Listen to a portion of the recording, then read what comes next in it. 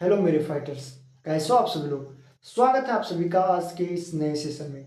दोस्तों, आज हम कक्षा 10वीं के गणित चैप्टर नंबर 4 द्विघात समीकरण के विषय पर चर्चा करने वाले हैं। दोस्तों, आपको बता दें कि बोर्ड के एग्जाम को ध्यान में रखते हुए ये चैप्टर अपने आप में एक बेहतरीन चैप्टर है, जिसमें बोर्ड एग्जाम में काफ़ी सवाल पूछे जाते हैं।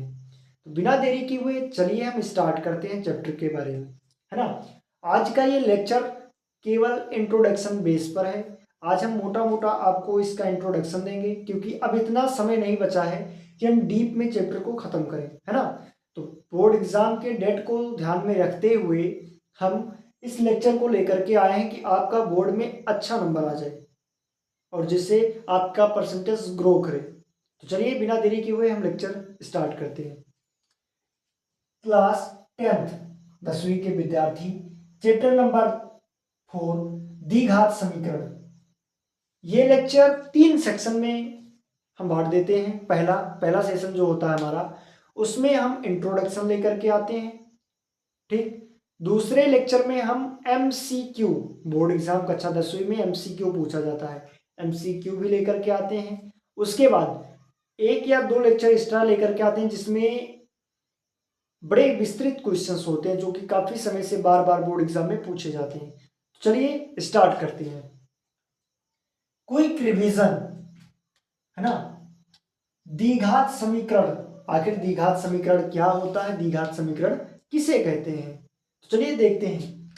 यदि P F of x, P of x द्विघात बहुपद हो, पी ऑफ एक्स एक द्विघात बहुपद हो, तो पी एक्स बराबर 0 को द्विघात समीकरण कहते हैं। यानी पी एफ ऑफ एक्स बराबर क्या हो, पी एफ ऑफ एक्स बराबर 0 तो उसे द्विघात समीकरण कहते हैं। द्विघात समीकरण आपको इस तरह देखने को मिलेगा।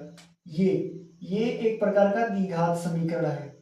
ए x square plus b square plus c square बराबर 0, ये क्या है, एक प्रकार का द्विघात समीकरण है। जो दो, जिनके चरों की घात 2 से स्टार्ट होकर के, 2 से प्रारंभ होकर के घटते क्रम में आते रहे, उन्हें द्विघात समीकरण कहते हैं। जैसे x square plus b plus c बराबर 0, ये एक प्रकार का द्विघात समीकरण है। तो इस प्रकार के कुछ द्विघात समीकरण होते हैं। बात करते हैं द्विघात समीकरण को हल करने के कितने तरीके हैं। द्विघात समीकरण को हल करने के कितने तरीके हैं जिनसे हम द्विघात समीकरण को हल कर सकते हैं। पहला, गुणनखंड विधि से, जिसको फैक्टर आप समझते हैं। इसका फैक्टर निकालना हमने बताया है, शॉर्ट वीडियो में आपको बता भी दिया है। पिछले कुछ क्वेश्चंस भी हमने इस चैप्टर से संबंधित कराए हैं। द्विघात सूत्र श्रीधराचार्य विधि से आप इसके दो प्रकार से इस समीकरण को हल कर सकते हो। पहला, एक तो फैक्टर विधि, जो कि बहुत ही मतलब इतना अच्छा विधि है कि क्या बताएं हम आपको। जब आपको क्वेश्चंस कराए जाएंगे तब आप देख लेना। दूसरा, श्रीधराचार्य विधि, जो कि पूर्ण वर्ग बना करके हल किया जाता है।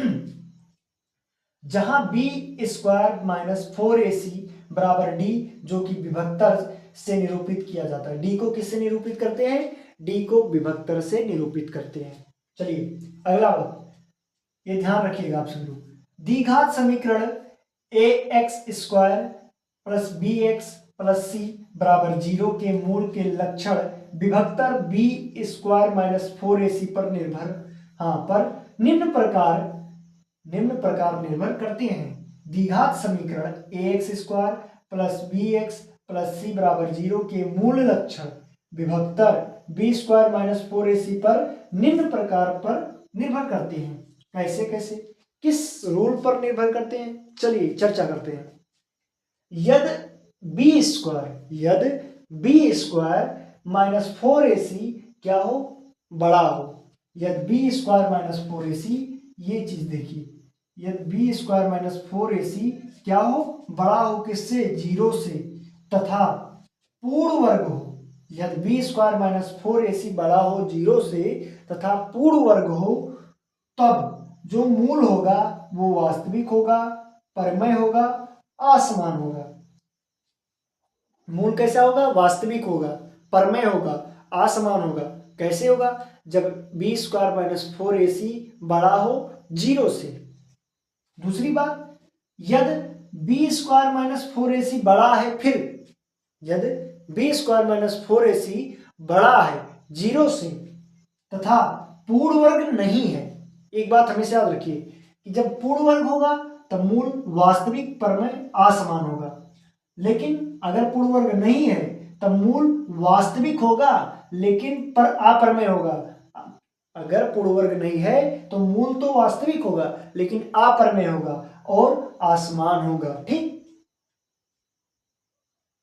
असमान।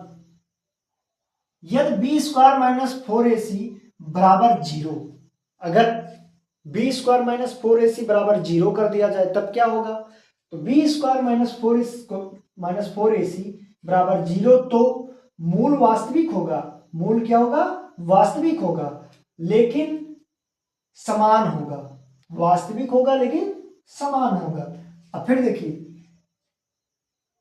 चौथा क्या है? यदि बी स्क्वायर माइनस 4ac, इस बार थोड़ा और चेंज करके, यदि बी स्क्वायर माइनस 4ac छोटा कर दिया जाए 0 के मान से तो मूल वास्तविक नहीं होगा।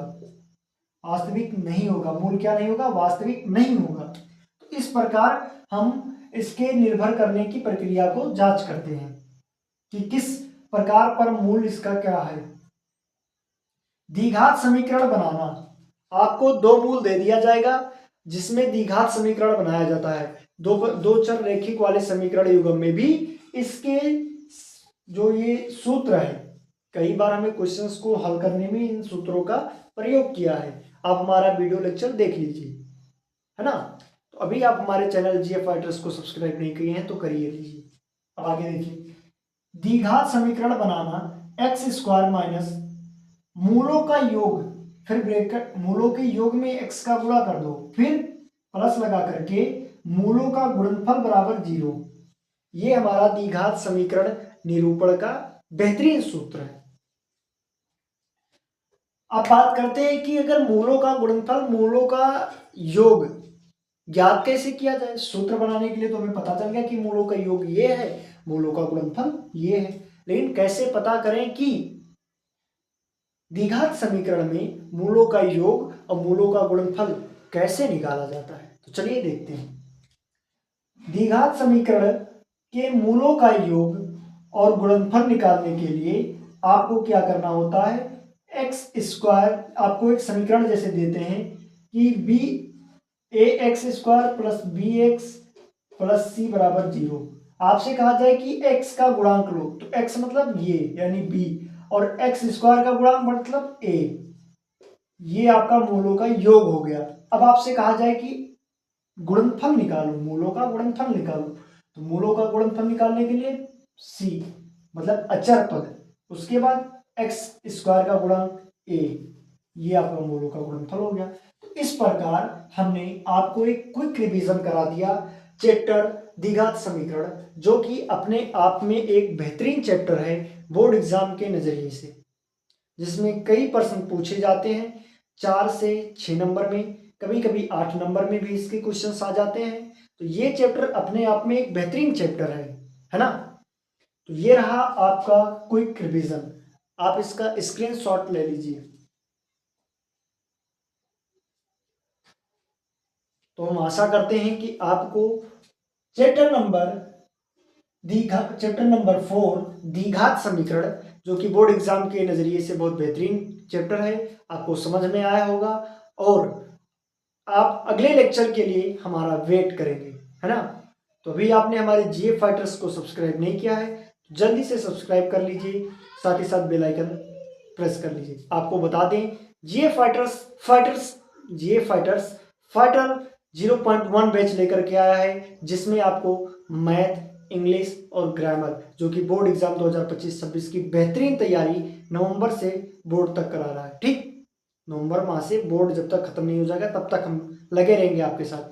तो भी जाओ यूट्यूब पर जीएफ फाइटर सर्च करो और वहां पर प्लेलिस्ट में हमने इसके पुराने जो पिछले लेक्चर्स हैं, chapter number 1, chapter number 2, chapter number 3, इन सब तीनों चैप्टर्स के 3 ज्यादा से ज्यादा 3 चैप्टर के 9 लेक्चर हुए। 9 लेक्चर्स हमने यूट्यूब पर अपलोड कर दिया है, अभी हाल फिलहाल में 2-4 दिन हुए हैं। तो अभी भी आपके पास टाइम है, आप जाइए देखिए और अपनी पढ़ाई को एक बेहतरीन मोड़ दीजिए। चलिए मिलते हैं अगले लेक्चर में, तब तक के लिए जय हिंद दोस्तों।